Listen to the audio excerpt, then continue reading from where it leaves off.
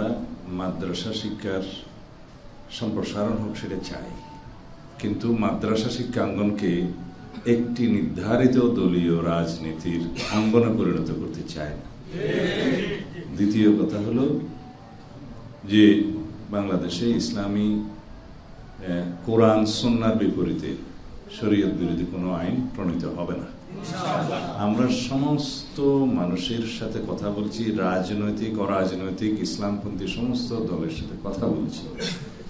আমরা হেফাজত ইসলাম বাংলাদেশের সম্মানিত নায়েবের সাথে দেখা করেছি, হাটহাজারী মাদ্রাসায় গিয়েছি, সরসিনা সাহেবের সাথে দেখা করেছি, এবং আলিয়া লাইনের সমস্ত মুরব্বীদের সাথে, যারা এই লাইনের সমস্ত মাদ্রাসা প্রতিষ্ঠা এবং নেতৃত্ব দান করে সবার সাথে কথা বলছি। উদ্দেশ্য একটা, বাংলাদেশের সকল জনগোষ্ঠীকে আমরা একত্রিত করে, সমন্বিত করে, ঐক্যবদ্ধ করে এমনভাবে দেশ পরিচালনা করতে চাই যেখানে ঐক্য থাকবে, বিভক্তি থাকবে না।